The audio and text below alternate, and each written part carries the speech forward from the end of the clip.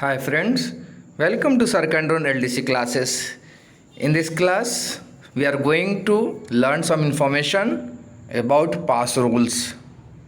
Okay, let us start the class. चलिए आज हम लोग इस क्लास में पास रूल के बारे में जानेंगे पढ़ेंगे, ठीक है। तो the railway servants pass rules 1989, इसमें जो पास रूल पढ़ेंगे वो 1989 का पढ़ेंगे। अब ये क्वेश्चन है कि पास होता क्या है।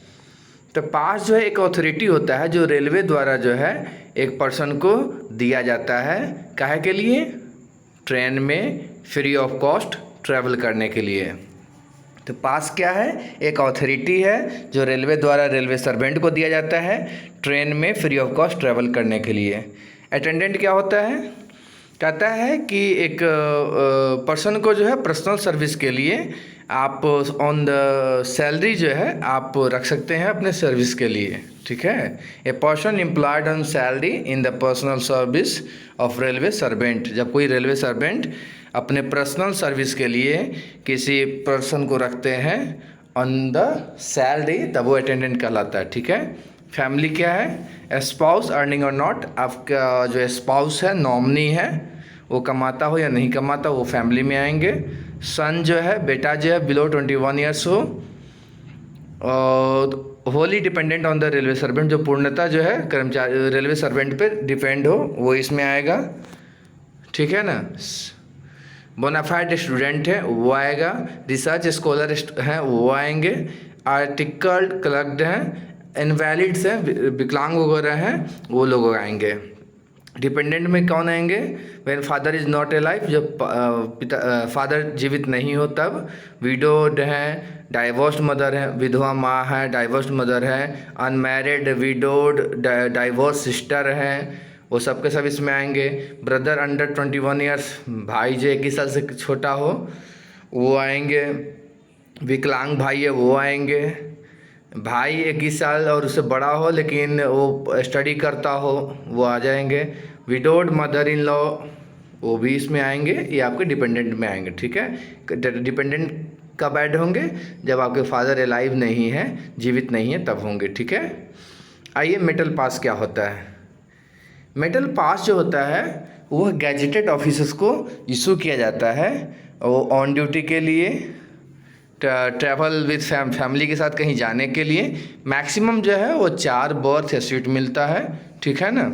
और यह जो मेटल पास जो होल्डर्स होते हैं वो जो है इंजन वगैरह में, ब्रेक भान में भी ट्रैवल कर सकते हैं, ठीक है। रिटायरी रूम में फ्री ऑफ कॉस्ट रह सकते हैं, और वह अपने साथ एक अटेंडेंट लेके जो है स्लीपर क्लास में या सेकंड क्लास में चल सकते हैं, ठीक है। मेटल जो होता है, मेटल पास जो होता है वो 3 तरह का होता है, गोल्ड मेटल पास, सिल्वर मेटल पास, ब्रॉन्ज मेटल पास। अब गोल्ड मेटल पास किसको इशू किया जाता है, तो कहता है कि वैसे रेलवे सर्वेंट्स, वैसे रेलवे कर्मचारी जो लेवल 16 से लेके 17, लेवल 16 और 17 में आते हैं, उनको गोल्ड मेटल पास इशू किया जाता है, ठीक है। इसमें क्या होता है, रेलवे मिनिस्टर है, डिप्टी रेलवे मिनिस्टर है, minister of states of railways हैं, वो लोग इसमें आते हैं। चेयरमैन रेलवे बोर्ड, चेयरमैन आते हैं रेलवे बोर्ड, मेंबर्स हैं, members railway board, financial commissioner Indian railways, ये जितने भी हैं वो सब के सब आते हैं। Chief commissioner for railway safety CCRS वो आते हैं। GM ऑफ रेलवेज, जितने भी GMs वो आते हैं, और प्रोडक्शन यूनिट के भी जो GM होते हैं वो भी आते हैं। Additional members in railway board, railway board के जितने भी एडिशनल मेंबर्स हैं वो भी आते हैं। They can travel all over Indian railways, वो इंडिया में कहीं भी ट्रैवल कर सकते हैं, और वो डॉग को एज IC भी फ्री ऑफ कॉस्ट लेके जा सकते हैं। IC भी होता है इंचार्ज ऑफ पैसेंजर, ठीक है, वो अपने साथ डॉग को भी लेके जा सकते हैं, ठीक है। तो यहाँ गोल्ड मेटल पास किसको इशू किया जाता है, तो लेवल 16 और 17 में जो भी कर्मचारी वगैरह आते हैं उनके लिए। सिल्वर मेटल पास जो होता है वह लेवल 14 और 15 के लिए इशू किया जाता है, ठीक है ना। और यह जो है SAG, हैग और शैग, SAG HAG जो ऑफिसर्स रैंक के होते हैं उनको इशू किया जाता है। ये भी ऑल ओवर इंडिया ट्रैवल कर सकते हैं। फैमिली अगर फर्स्ट AC में जाना चाहें तो 1A एंड 2A का जो 1/3 वैल्यू है वो आपको पे करना पड़ेगा, ठीक है। ब्रॉन्ज मेटल पास तो gazetted officer not eligible for gold and silver, कहता है वैसे ऑफिसर जो गोल्ड और सिल्वर के लिए एलिजिबल नहीं होते हैं उनको ब्रॉन्ज मेडल पास दिया जाता है, ठीक है ना। और यह जो विद इन जोन होता है, मतलब जोन के अंदर ही ये ट्रैवल कर सकते हैं, जा सकते हैं। Bronze medal pass holder in railway board can travel, लेकिन ब्रॉन्ज मेडल पास होल्डर जो रेलवे बोर्ड में काम करते हैं वो ऑल ओवर इंडिया ट्रैवल कर सकते हैं, ठीक है। फर्स्ट एसी को छोड़ के वो किसी भी क्लास में ट्रैवल कर सकते हैं। कहता है कि ऑफिसर्स इन लेवल 12, जो भी ऑफिसर जो लेवल 12 में हो और अगर वो उनके पास फर्स्ट एसी अथॉरिटी है तो वो फर्स्ट एसी में भी ट्रैवल कर सकते हैं, ठीक है। कहता है कि जो अथॉरिटी कार्ड होता है वो ट्रैवल के टाइम में होना चाहिए जब अभी आप ट्रैवल करते हो, ठीक है। अब आइए देखते हैं कार्ड पासेस क्या है, ड्यूटी कार्ड पास क्या है। कहता है ड्यूटी कार्ड पास जो है रेलवे एम्प्लॉई को जो है इशू किया जाता है ताकि वो फ्रिक्वेंटली जो है ट्रैवल कर सके ड्यूटी के लिए, ठीक है। यह कंट्रोलिंग ऑफिसर जो उसके होते हैं उनके द्वारा इशू किया जाता है। यह 1 साल के लिए वैलिड होता है, ठीक है ना। According to railway servant eligibility ये कार्ड पास जो है इशू किया जाता है, ठीक है ना। यह बुक फॉर्म में होता है, ठीक है। और रिकॉर्ड ऑफ जर्नी जो है इसे मेंटेन किया जाता है किसमें, ड्यूटी कार्ड पास में। अब ये स्कॉलर कार्ड पास क्या होता है। कहता है कि यह रेलवे एम्प्लॉयज़ के चिल्ड्रन के लिए यह इशू किया जाता है। जो भी रेलवे एम्प्लॉय के जो चाइल्ड होते हैं, चिल्ड्रन होते हैं, नियर बाई स्कूल कॉलेज में पढ़ते हैं, उनके लिए इशू किया जाता है। और यह रेसिडेंस से लेके उस कॉलेज तक वैलिड होता है, मतलब जहाँ वो रहते हैं वहाँ से लेके वो स्कूल कॉलेज तक के लिए वैलिड होता है। यह एकेडमिक ईयर बेसिस पे इशू किया जाता है, ठीक है ना। अथॉरिटी में क्या चाहिए, सर्टिफिकेट चाहिए, कहाँ से, जहाँ वो बच्चे स्कूल कॉलेज जिस स्कूल कॉलेज में पढ़ता हो वहाँ से उसको सर्टिफिकेट चाहिए अथॉरिटी के लिए, ठीक है। और इसके क्लास ऑफ पास जो होता है, स्कॉलर कार्ड किस तरह का मिलेगा वह निर्भर करता है कि वह रेलवे एम्प्लॉय किस पास के लिए एलिजिबल है। रेसिडेंशियल कार्ड पास कहता है या बिटवीन स्पेसिफाइड स्टेशंस के बीच में रेसिडेंशियल कार्ड पास मिलता है, ठीक है ना। अगर कोई कर्मचारी अपने वर्किंग प्लेस से दूर रहता है उस कंडीशन में उस रेलवे सर्वेंट को जो है रेसिडेंशियल कार्ड पास इशू किया जाता है ताकि वो अपने रेसिडेंस जो है वर्किंग प्लेस पे जो है आ सके, ठीक है, ड्यूटी आने जाने के लिए। यह 1 साल के लिए वैलिड होता है। और इसमें भी क्या होता है, क्लास ऑफ जो पास होता है वह अकॉर्डिंग टू एलिजिबिलिटी दिया जाता है, जिस क्लास के लिए एलिजिबल होते हैं वहीं दिया जाता है।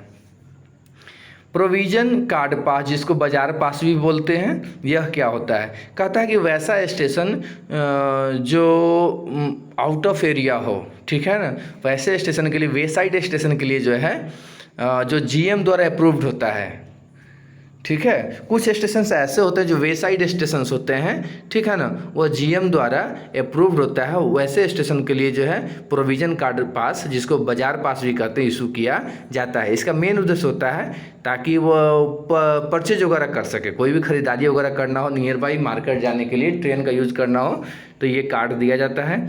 यह क्या होता है कि यह स्टेशन और उस मार्केट तक के लिए वैलिड होता है, ठीक है। इसमें सेकेंड क्लास में ही सिर्फ दिया जाता है, याद रखिएगा, ऑब्जेक्टिव वगैरह पूछा भी जाता है, ठीक है ना।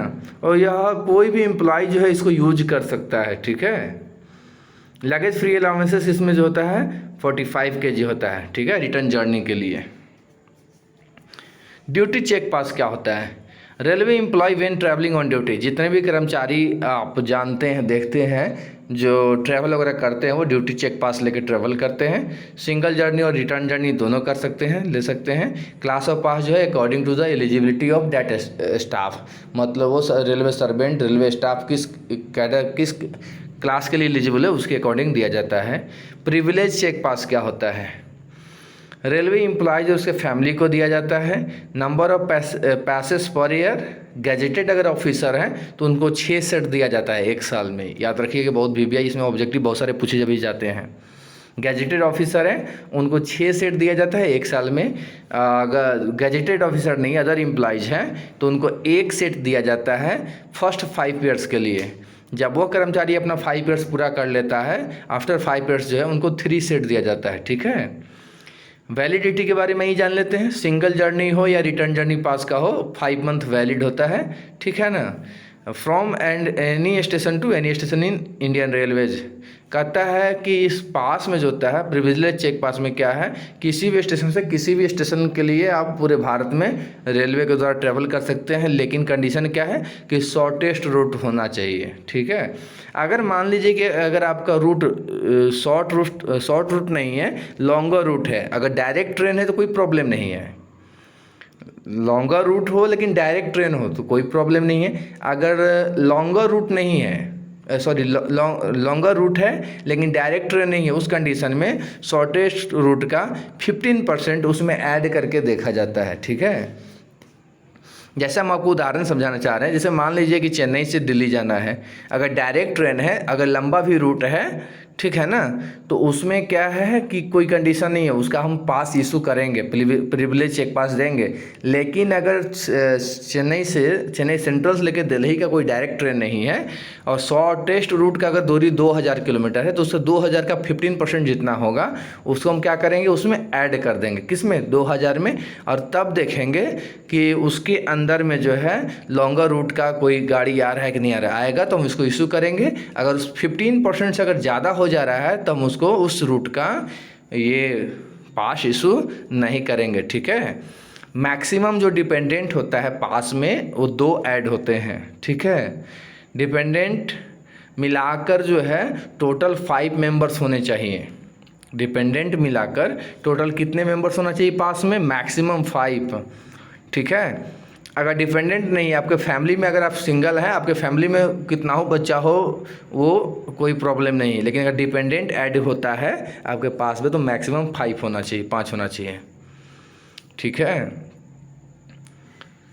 ये जो होता है ना, जी प्रीवियस ईयर्स जो पास होते हैं वो नेक्स्ट ईयर के 30 मई तक वैलिड होते हैं। एक्चुअली पास तो 5 मंथ ही वैलिड होता है, लेकिन अगर सपोज कोई मान लीजिए कि 2020 में कोई लिया हो या इस साल ही अगर आप अगस्त या नवंबर मंथ में लेते हैं पास, तो नेक्स्ट 5 मंथ के लिए वैलिड होता है। दिसंबर में भी कोई लेगा तो कमिंग 30 मई तक ही वैलिड होगा। ठीक है, कम्प्लीमेंट्री चेक पास क्या है?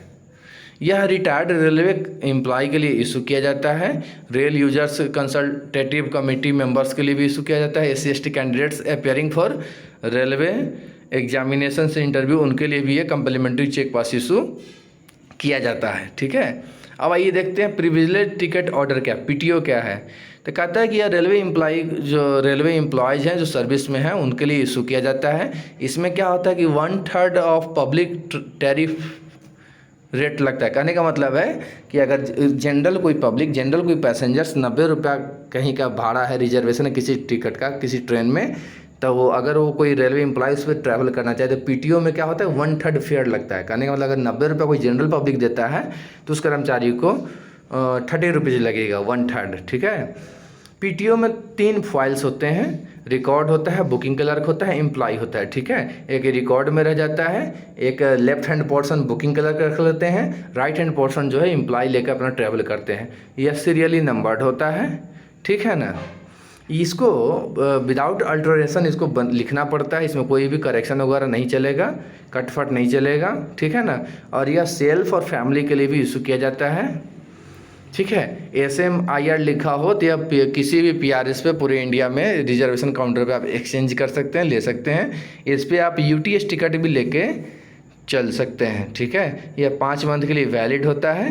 प्रत्येक कर्मचारी को हर साल 4 सेट PTO मिलता है। प्रत्येक साल कितना PTO मिलता है? 4 सेट।